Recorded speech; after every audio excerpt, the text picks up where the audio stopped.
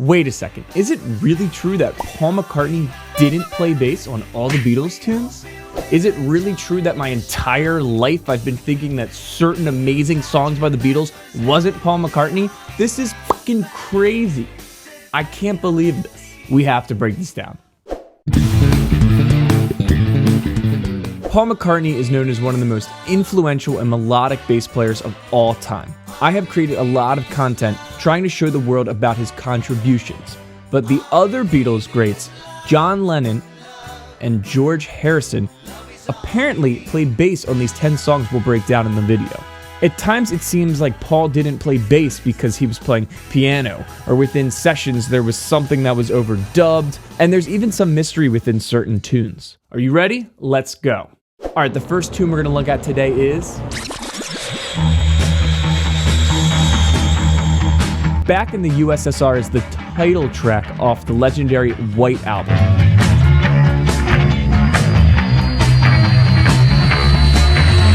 Listen to that dirty tone. This sounds like the Fender Bass 6, which is a 6-string guitar tuned an octave below standard tuning guitars. You're going to hear about this Fender a lot today.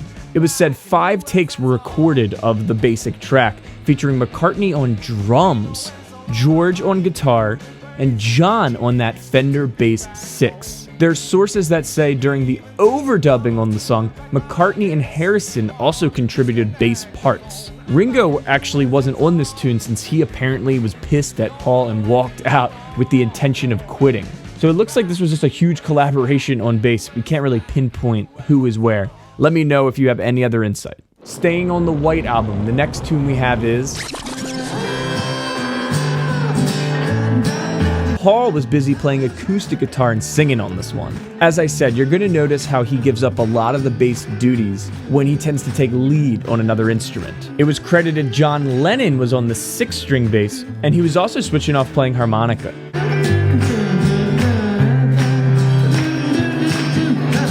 This is a great tune which has a pretty simple approach to the bass line, making it hard to tell that McCartney wasn't on it, as this honky-tonk song didn't call for anything too melodic or active. Clearly the White Album, which has a lot of tracks on it, Paul didn't play bass on every tune, and we're going to keep that going with the next couple, because the next one is When You Get to. Here is finally a tune that really showcases this is not Paul. John Lennon was on this one again while Paul was singing and playing rhythm guitar with that handy Fender jazz bass. It's sloppy playing gone right, pure rock and roll chaos. There's shades of this punk feel before that genre is even around. I mean, listen to this.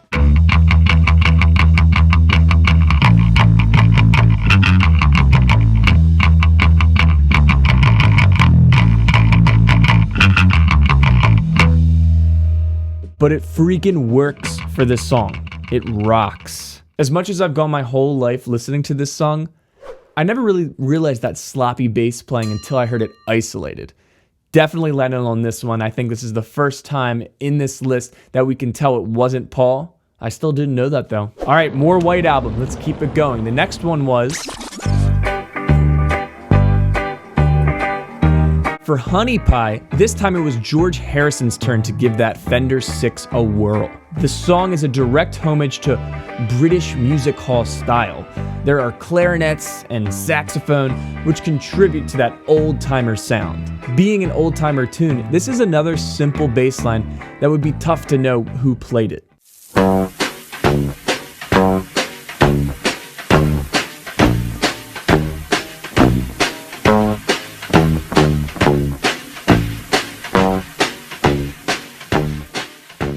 The credits have Paul McCartney playing piano, George on the 6-string Fender, Lennon on electric guitar, and Ringo, of course, on drums. All right, now we're going to start jumping into some tunes that I freaking loved the bass line, and I can't believe it wasn't Paul. This next one is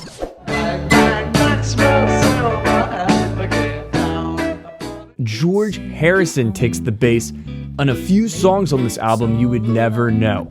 He was a great bassist.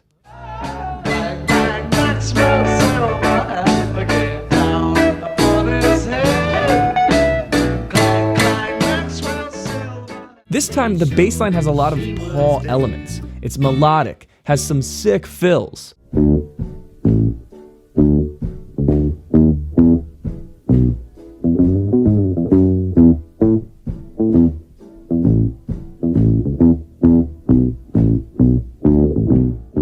Fun fact, apparently all the other bandmates were skeptical of this tune. Paul apparently wanted tons of retakes, but it's George Harrison's unique bass playing and musicianship that elevates this track to Beatles level greatness.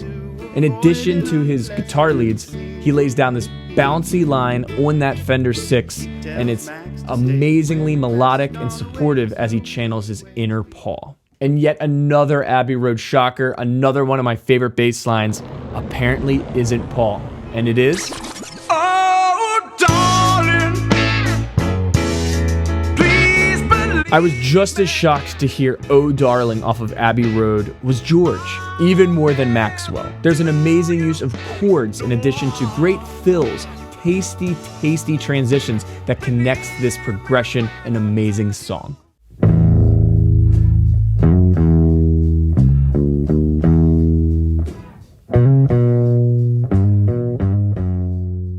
This was credited featuring Paul on piano and vocals, John on the electric guitar, George on the Fender Bass 6, Ringo on drums. Wait, even more Abbey Road without Paul? Let's look at the next one. And I will sing all the while.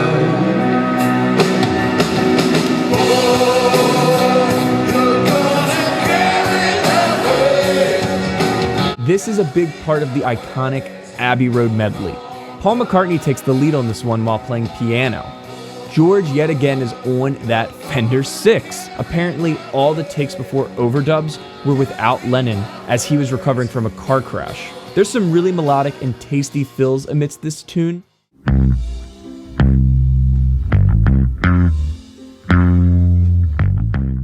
All right, we're starting to get later into the Beatles' career. If you've noticed, I haven't talked about any of their early albums with Paul not playing the bass. He tends to play, it looks like, on almost all the early albums, but once they were in the studio, things really changed. So let's get to the Let It Be era with...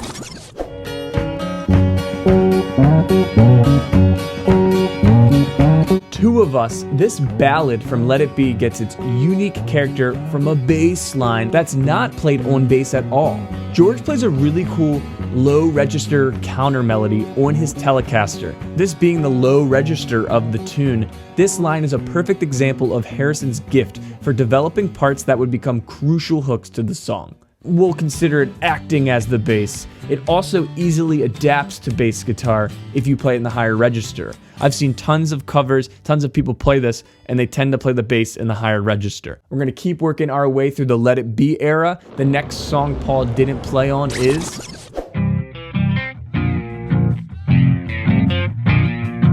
Though less than a minute of this song appeared on Let It Be, it evolved from a lengthy studio jam dominated heavily by Lennon's wordplay and very enthusiastic Fender Bass 6 strumming. Him and Paul are very different, and anytime you hear it isolated, you can tell when it's not Paul compared to John. So now this one I actually think I knew about. It's pretty controversial in the world, and it is...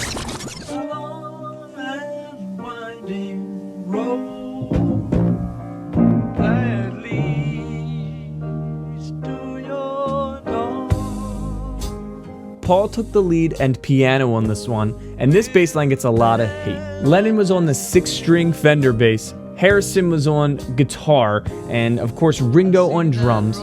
Guest keyboardist Billy Preston was on the electric piano, but Lennon made several mistakes in the recording. John was playing wrong notes on the bass. John couldn't play bass and didn't know the chord changes. In his book, Revolution in the Head, Beatles scholar Ian MacDonald wrote, "It features some atrocious bass playing by Lennon, prodding clumsily around as if uncertain of the harmonies and making many comical mistakes.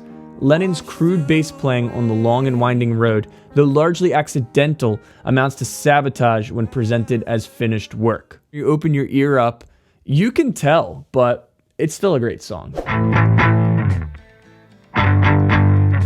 All right, so if I told you we're at the end of the list, you might be like, but what about, I have an honorary mention section here to talk about a few songs.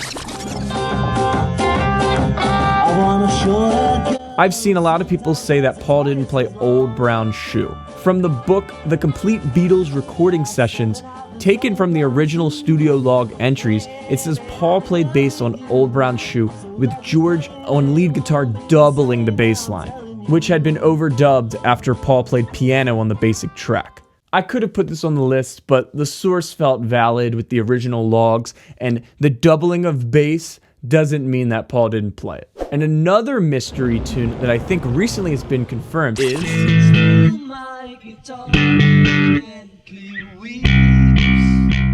there was a big mystery with this tune. One of the greatest Beatles bass line.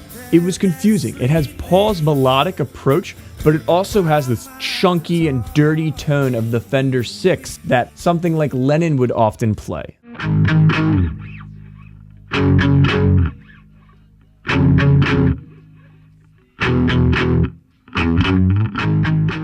Because of the mystery, I feel inclined to make this honorary, especially because recently on Hulu there was the McCartney 3-2-1, and a lot of people commented on my Instagram video that McCartney did admit that he in fact played it. And here's another honorary tune. George Harrison is said to be the bassist. Harrison played a Burns bass guitar, which he had used earlier in the Revolver sessions. In the liner notes, according to 2022 Revolver Special Edition, Kevin Howlett and John C. Wynn write that McCartney played bass on the rhythm track before leaving the studio. According to them, the lineup is as follows. That being a giant mystery is why I put these in the honorary section. So let me know, did I leave anything out? Is any of these sources wrong? It's a really fascinating thing to talk with the Beatles world about who played on what. I of course didn't include songs that have no bass, like Blackbird, Yesterday, just acoustic songs. I also thought it was fascinating how much they used the Fender Bass 6 and how this was more when they were a studio band, not in the early days. If you want to learn how to play like Paul McCartney or George Harrison or John Lennon on the bass, you can check out Bass Freedom, which is online bass guitar lessons and courses for all skill levels. This was an amazing, amazing video to put together. I enjoyed it so much. It was a lot of fun. Thank you guys for watching. Keep a lookout for the next one. Hit that subscribe and like button, and I will see you next time. Peace!